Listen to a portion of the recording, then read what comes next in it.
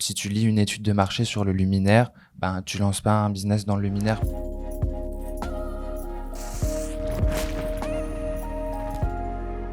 Hello tout le monde, aujourd'hui on se retrouve pour un nouvel épisode de Papa, Maman, j'ai tout explosé et j'ai l'honneur d'accueillir Maxime d'Atelier Loupiote. Salut Salut Maxime, Victor, merci d'être venu. avec plaisir. Est-ce que tu peux rapidement pitcher ce que tu fais aux auditeurs? Ouais, bien sûr.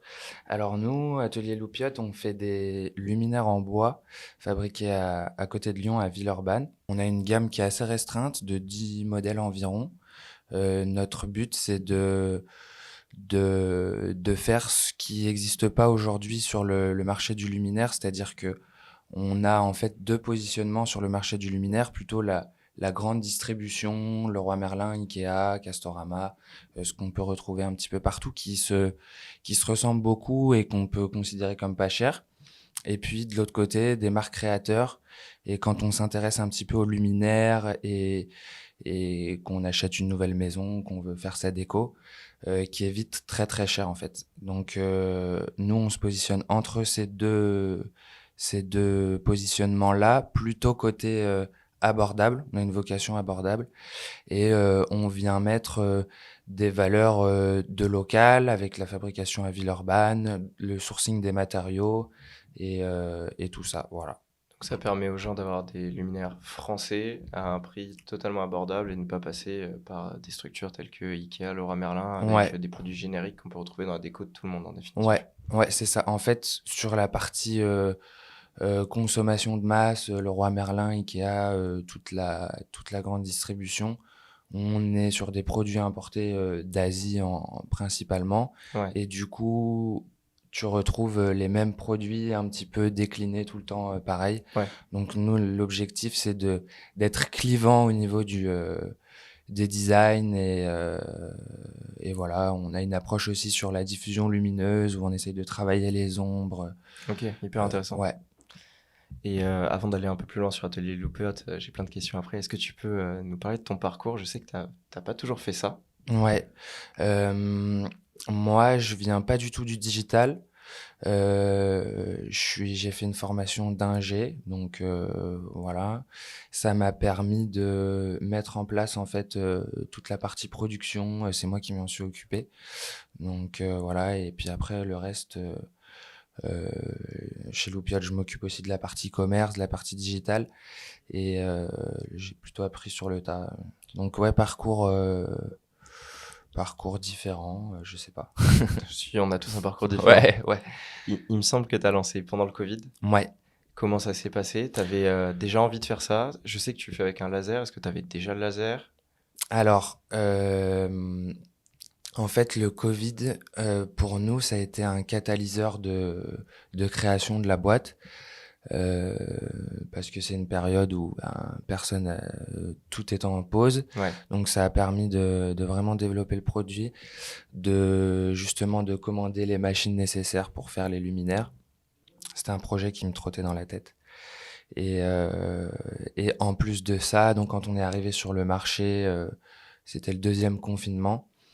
Ben, ça a été super parce que en ligne, c'était juste la bonne période pour se lancer. Donc ouais, ça a été une opportunité assez sympa pour nous, le Covid. le fait que les gens soient chez eux, qu'ils aient envie de redécorer l'intérieur, en plus consommer Mm, énormément en ligne, mm. je pense que ça a boosté Atelier Loupiote, en tout cas le décollage de la boîte. Ouais, c'est sûr. C'est clair que t'as un double effet en fait. T'as sur tout le secteur de l'ameublement depuis 2 ans, les chiffres ils sont en grosse croissance parce que ben les gens sont plus chez eux, ils ont découvert qu'ils pouvaient passer du temps chez eux, dans leur maison de campagne. Ouais, Donc tout le secteur de la déco et de l'ameublement a été en forte croissance. Et puis ben le digital aussi, ouais, du tout fait à du fait. Covid, qu'on puisse pas aller dans les magasins, ben t'as forcément des comportements qui ont changé à l'achat. Et en plus nous sur notre persona classique, c'est plutôt une cible qui avait pas l'habitude d'acheter en ligne. Donc Ouais, c'est intéressant ce que tu dis ouais, là parce que tu as un modèle en ligne, ouais, donc un e-commerce. Il me semble que tu n'as pas ou très peu de revendeurs. Ton marché est principalement B2C ouais, grâce au site internet. ouais. Pourquoi avoir choisi cette stratégie?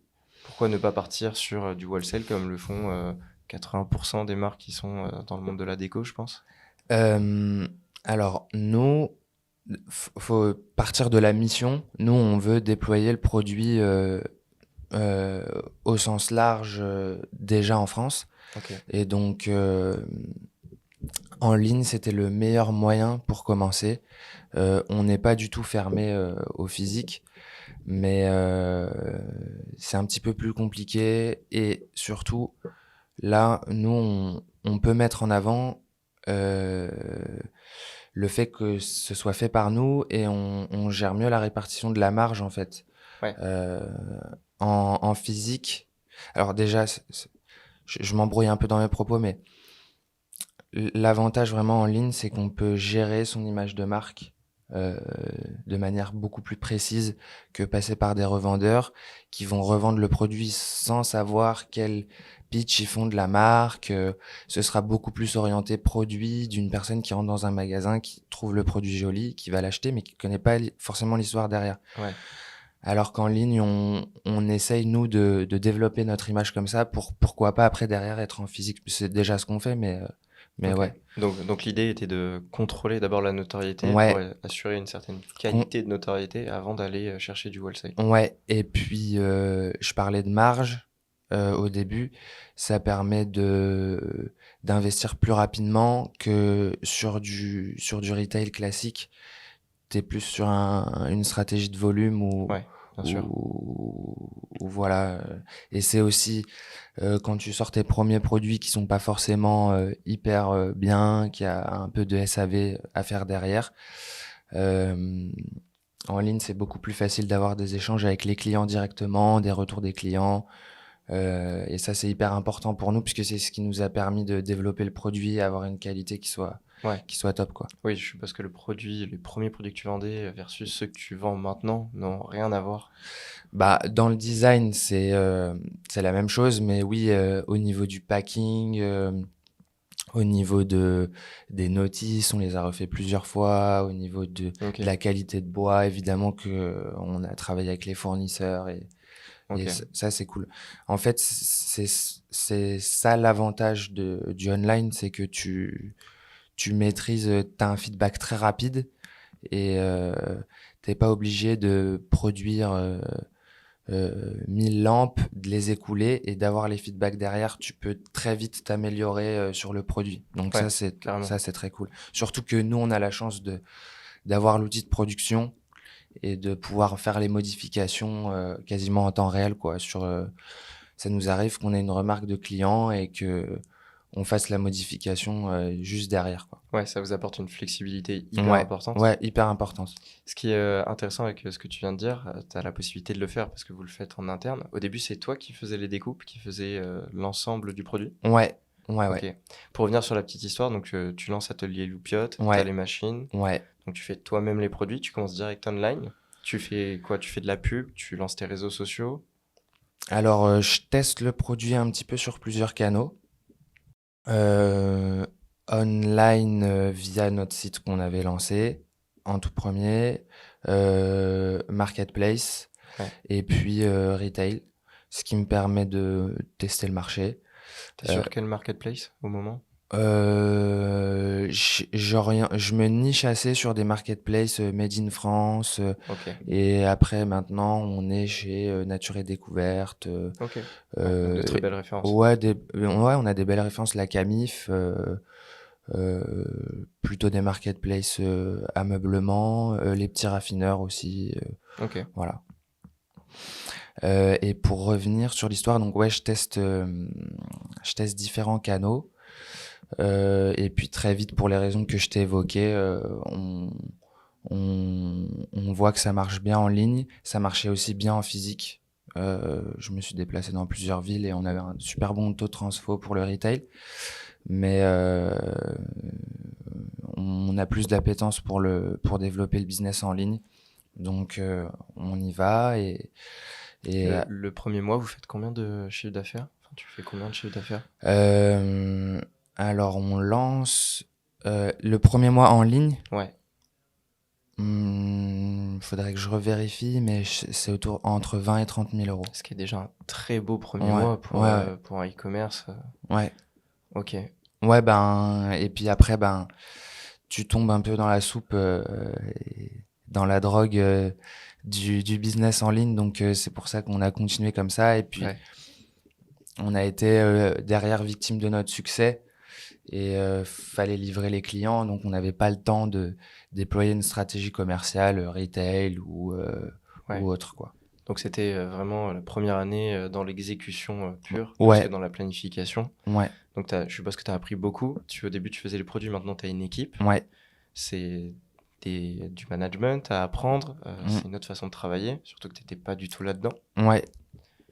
Alors, ouais, c'est sur la partie production, moi j'étais assez à l'aise parce que c'est de là d'où je viens, de l'industrie, du milieu familial et tout ça. Donc, le recrutement des équipes sur la prod et tout ça, c'est quelque chose que j'ai assez rapidement maîtrisé, Ok. que j'ai moins subi en tout cas que la partie digitale où ben, je connaissais rien et il a fallu apprendre, mais hyper enrichissant et j'ai appris malgré moi en fait. Ouais, J'étais obligé. t'as appris sur le Ouais, tas sur en le tas. fonction des performances et de Ouais, ce qui marche et ne ouais, marche pas, quoi, en ouais, définitif. Ok. Et donc là, Atelier Loupiote, ça fait 1 million de chiffre d'affaires ouais, sur son premier exercice. ouais. C'est bravo, Mhm. c'est une Merci. super boîte. Quels sont les enjeux et les objectifs pour l'année en cours? Est-ce que tu vas développer une nouvelle gamme? Ouais. Est-ce que tu as prévu de faire plus de B2B? Alors les enjeux, moi je pars souvent de notre mission et du pourquoi on se lève le matin chez Loupiote et tout ça. Euh, on, Nous, on a pour vocation de transformer le marché du luminaire.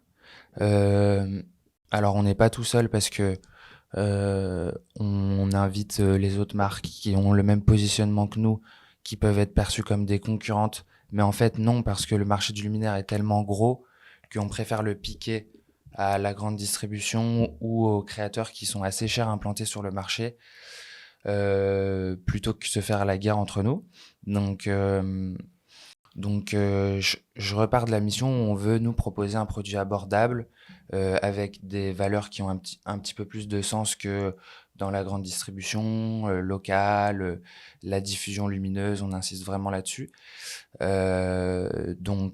Stratégie de croissance, ouais, sur notre deuxième exercice évidente.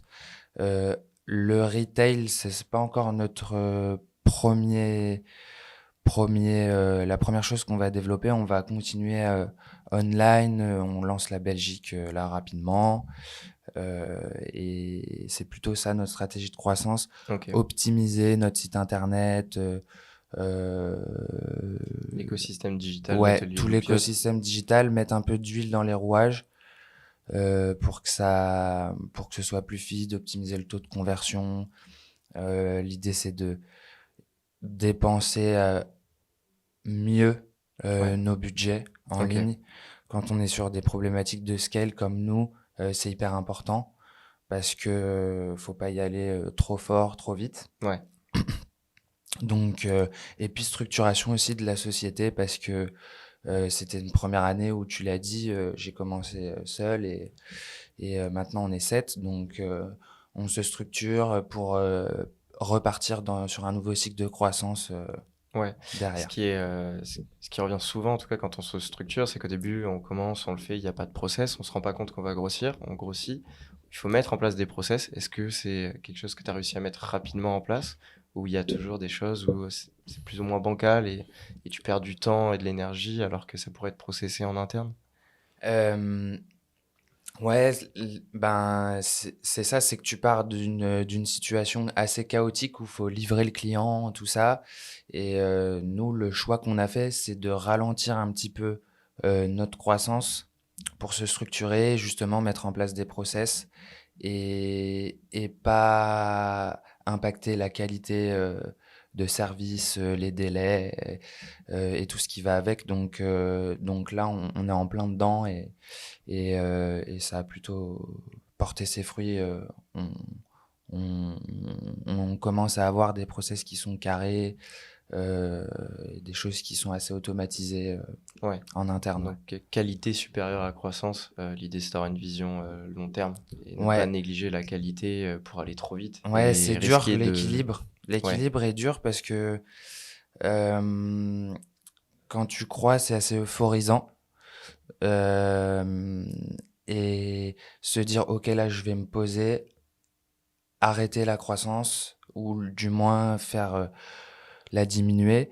T'as l'impression que ça tourne plus Hmm. alors que t'es toujours en croissance, Il mais y a un la côté pente, addictif. ouais, il y a un côté addictif où ben t'as envie de d'ouvrir les pays tout de suite, Ouais. et pour moi c'est un piège. Mais après, t'en as qui vont très très vite dans l'exécution. Je sais pas s'il y a vraiment une bonne manière de faire. Il y a Mais différentes manières de ouais, faire, mais on voit aussi des très belles structures qui meurent sous la croissance parce ouais, que à vouloir aller trop vite, on se brûle les ailes. Donc, ouais. Nous, non, on n'a pas du tout de stratégie de levée de fonds pour le moment. On est parti d'une feuille blanche et l'idée c'est de rester comme ça. Donc s'il faut que ça prenne un peu plus de temps, euh, ça prend un peu plus de temps. ouais, Le, ok. et aussi dans la croissance, c'est garder les valeurs qu'on a qui sont fortes dans l'équipe. Ou quand tu as des problématiques de recrutement de 10 personnes d'un coup, ça c'est des choses qui sont assez difficiles à exécuter. Donc voilà, prendre son temps, c'est un peu notre devise sur les 3 derniers mois là. Ok, Voilà. très cool. Tu parlais d'ouvrir différents marchés. Est-ce que Atelier Loupiote a une ambition internationale à terme? Euh, Européenne, internationale, c'est plus compliqué parce que en termes de valeur et de shipping produit, ben Ouais, c'est très cher. on s'y retrouve pas trop. Si on expédie aux États-Unis par exemple, de notre atelier, ben l'empreinte carbone elle est pas neutre. Ouais. Euh, mais européenne, ouais, ça c'est sûr. Euh, Là, je te dis, on va lancer la Belgique, ensuite l'Allemagne, les Pays-Bas, un peu partout les pays limitrophes européens. Quand tu dis on va lancer, c'est-à-dire que tu vas faire du paid pour tester le marché? Ouais, Ouais. ouais, ouais, bien sûr. T'es sur quel type de levier en paid? On a 3 leviers, Facebook le principal, Ouais, Pinterest en 2 et Google en 3. ok. Et ce qui est intéressant, c'est qu'il y a un an, il y a eu une mise à jour, donc iOS 14. Ouais, Est-ce que tu as été impacté directement sur Facebook? Tu me cites Facebook en premier. ouais, carrément. Ouais, t'as vu une vraie différence dans les perfs? Ouais, les perfs traqués surtout. Ouais, Avant, alors moi, j'avais pas énormément de recul avant parce qu'on se lançait, mais avant, on se fiait beaucoup plus au business manager, aux chiffres. Et maintenant, sur tout ce qui est traqué, ben, on sait qu'il y a une différence et, euh, et une perte de performance globale qui est à impacter, mais pas autant que la perte de tracking. ouais, C'est-à-dire que, ouais, mais il faut investir plus. Les perfs sont moins bonnes clairement depuis iOS 14, ça ouais. c'est sûr. Et est-ce que c'est pas aussi lié à plus d'acteurs sur ton marché? C'est difficile à dire. C'est difficile à dire. Il y a une tendance aussi d'augmentation constante des coûts de diffusion. Euh, Est-ce que c'est parce qu'il y a plus d'acteurs, mais c'est quelque chose que on en a déjà parlé est assez commun à tous Ouais, les bien sûr, comptes. bien sûr. Et peu Ouais, importe les niches. ouais, peu importe les niches. Et ouais, pas forcément. Je pense que c'est plusieurs facteurs Ouais, en qui même temps. mis Ouais, bout à bout ouais, mis font bout à que ça bout. dégrade la rentabilité. Après, tu peux le voir comme t'as 2 manières de le voir. Ou tu le subis et tu te dis mince, mes perfs sont moins bonnes, ou alors en fait c'est les meilleurs des marchés qui ont les meilleurs sites, qui ont les meilleurs produits qui s'en sortent. Donc en fait, ça te pousse toujours à te remettre en question, Ouais, remettre en question ton site, ouais, ton tunnel de ça te conversion, tes pousse. créas. Ouais, tu peux pas rester sur ton modèle. T'es obligé de changer, que ce soit au niveau de ton produit, comment tu le montres, tester des nouvelles créas, que sur la stratégie publicitaire en fait, où tu dois remettre en cause les choses assez régulièrement. Ouais, ouais. On parlait de nouveautés à l'instant. Est-ce que tu es partisan d'aller sur TikTok? Pour l'instant, pas trop. Nous, je le disais, notre persona, il a plutôt 40 ans. Ouais, Donc TikTok, c'est plus jeune. Ce serait plutôt de la notoriété sur TikTok ok. pour que, mais c'est un levier qu'on va probablement tester, ouais. Ouais, tu penses pas qu'un trentenaire pourrait acheter chez Atelier Si, Loupiote? si, un trentenaire, oui, mais Il y en a de plus en plus sur TikTok. je connais pas les audiences sur TikTok, mais c'est Ok, pour ça qu'il bon, faut on en tester. parlera en Ouais. off alors. Ok. Bon, hyper intéressant. Au début, t'étais pas dans l'entrepreneuriat, du coup, de ce que je comprends. Est-ce que tu as reçu des conseils quand tu as commencé à entreprendre? Et On- si oui, quel est le meilleur conseil qu'on t'ait donné? Bonne question. J'étais pas dans l'entrepreneuriat, mais je me suis découvert la fibre en le faisant. Et en fait, les conseils, j'en ai reçu plein. Ouais. Je pense comme tout le monde. Des M- bons et des moins bons. Ouais, mais il, il- alors c'est cool parce que ça t'aide, mais en fait le principal c'est juste toi, puisque si j'avais écouté mes conseils, je me serais pas lancé parce que euh, j'étais à l'EM Lyon et si tu lis une étude de marché sur le luminaire, ben tu lances pas un business dans le luminaire parce que c'est Ok. plutôt en décroissance, c'est un secteur plutôt en décroissance avec énormément d'acteurs. Donc c'est plutôt le conseil que je donne moi, c'est d'être une tête brûlée et De s'écouter. ouais, de s'écouter soi, de ce Ouais. que tu as envie de toi, mais les conseils sont pas forcément toujours les bons en fait. Ok. Et c'est en faisant que tu apprends le mieux, donc euh, les conseils des acteurs sur le marché, les gens ont trop le nez dans le guidon et si tu les écoutes, tu fais un petit peu comme tout le monde et tu vas pas changer les codes Ouais. en s'écoutant soi et C'est suivre son instinct et ouais, voir si ça marche. ouais, Toi, t'as été vraiment une tête brûlée, t'as commandé la machine avant de tester le produit. ouais. Peut-être qu'il y a d'autres moyens de tester également aussi pour ceux qui ont un peu peur de se lancer. Bah tu fais référence à un truc en particulier ou? T'aurais la possibilité de faire des produits juste chez Ouais, un producteur, ouais, commander 3-4, faire ouais, ton site, tester, voir si tu les vends, voir si tu as de la réponse. ouais, Et comme ça, tu t'achètes pas une machine à dix ouais, mille c'est euros vrai. en amont. Mais oui, être tête brûlée, je pense que c'est une bonne idée Ouais, aussi. mais à la fois, j'avais rien à perdre parce que j'aurais fait des produits pour moi ou pour mon entourage. C'était pour Ouais. le kiff. Donc Donc, tu le voyais pas comme un risque en définitive. ouais, non, je Ok. le voyais pas du tout comme un risque. C'est peut-être ça aussi qui fait que ça a autant performé. C'est que Ouais, tu parce que tu fais mesurais ce pas que le risque au t'aimes. début. Ouais, tu fais ce que t'aimes. Et puis, c'est pour ça que je disais que le confinement, c'était un catalyseur parce que bah, c'est une période où tu peux le faire, Ouais. où t'as pas de pression sociale de tes parents pour chercher du boulot. C'est le confinement. Donc, Donc tu fais ce que tu as envie de ouais, faire. tu fais ce que t'as envie de faire. Ok, très cool. Une autre question que j'aime bien poser, Ouais. quels sont les 3 outils que tu utilises le plus dans la gestion d'atelier Loupiote et que tu recommanderais? Euh, Alors, il y a un outil qu'on a mis en place avec vous, avec l'agence, Triple Whale, Ouais, pour le tracking de la data. Je te dis, on fait du Google, Facebook et Pinterest. Ça permet de super bien agglomérer la donnée et d'avoir un dashboard qui soit hyper bien synthétisé. ouais, En un coup d'œil, tu vois les perfs. Euh, on, je recommanderais aussi pour toute la partie CRM B2C, on utilise Gorgias, ok. ouais, qui est super bien. On a automatisé nos règles de gestion. Ça permet de super bien répondre et de suivre les tickets clients. Où depuis qu'on a mis en place l'outil, on a vraiment des meilleurs, SAV, ouais, des meilleurs SAV. On répond directement au client, on échange avec lui, on traque les appels. C'est hyper bien fait. ok. Et troisième outil, moi je suis un grand défendeur de Shopify, donc voilà, Ouais, c'est le premier qui me vient là. Ouais, CMS Shopify, c'est... D'ailleurs, tu parlais tout à l'heure d'évoluer, donc de te remettre en question. Il me Ouais. semble que tu vas sortir un nouveau site. Il sera sur Shopify aussi. Ouais, sur Shopify. On était parti avec un thème au début et du coup là on a dev quelque chose de personnalisé pour justement avoir une stratégie CRO un petit peu plus poussée. D'habitude, je demande à l'invité d'amener un objet qui symbolise son business. Là, Ouais. ça a été un petit peu programmé au Ouais, dernier au moment, dernier donc moment, tu ouais. n'as pas pu l'emmener.